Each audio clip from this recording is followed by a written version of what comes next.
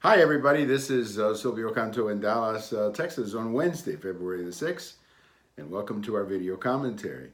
Well, we're going to talk a little bit about President Trump's speech last night.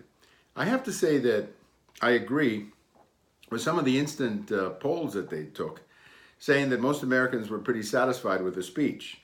Now, I'm not a big fan of these instant polls, but when you have approval of 72, 59, 60%, that usually tells you that the majority approved it.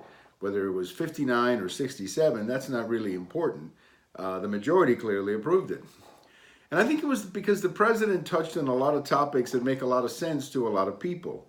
So let's talk a little bit about them. Look, number one, the economy. The economy is doing very well.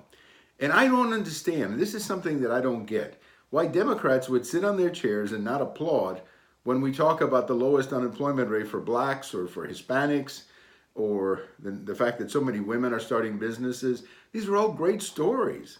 I mean, look, I remember back in the second Clinton term, we had a pretty good economy. I didn't like President Clinton, but that didn't stop me from recognizing that we had a pretty good economy.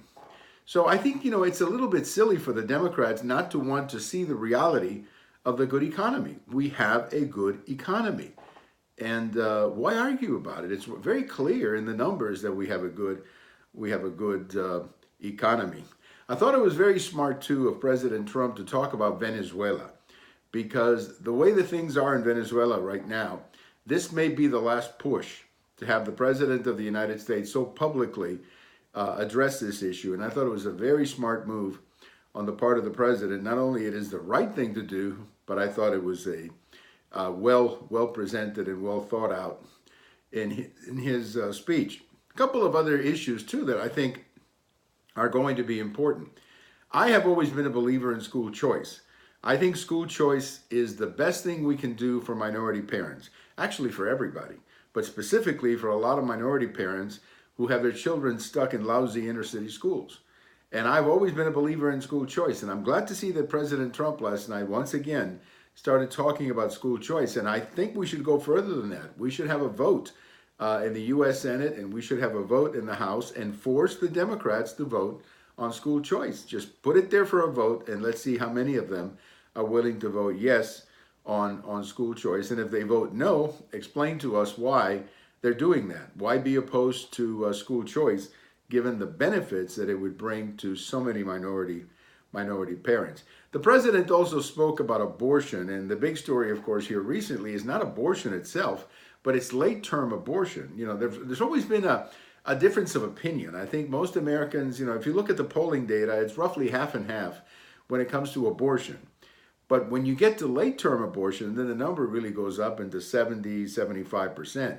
So defending late-term abortion is just a political loser for the Democrats. And I was happy to see the president last night line up behind some efforts in the U.S. Senate to make it illegal to have an abortion that late in a pregnancy. Hopefully, of course, what I'm hoping for is that this issue goes to the Supreme Court and we can finally allow states to put restrictions on abortion, as they're trying to do in Iowa, as we tried to do here in Texas with clinics, and so on. I think we have to go in that direction, and I'm glad to see that the president is talking about it.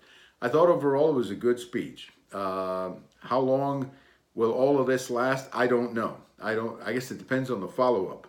The big first issue is going to be the border wall, and I still think they're going to get a deal done. I really do. I think that there is now enough pressure on many of these so-called centrist Democrats to do a deal. So I'm optimistic that they're going to do some kind of a deal about the border and maybe combine it with something else so that we have a solution to the border situation. Well, as I said, overall a good speech. My favorite line, perhaps because of my background, is the one about the United States will never be a socialist country.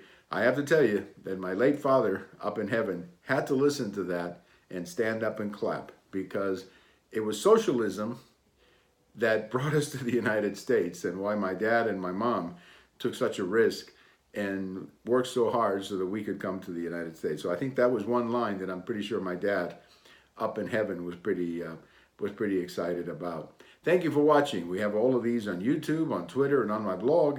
And if today is your birthday, you share a birthday with President Reagan and with Babe Ruth. Talk about heavyweights. President Reagan and Babe Ruth, February the 6th. Bye-bye, everybody.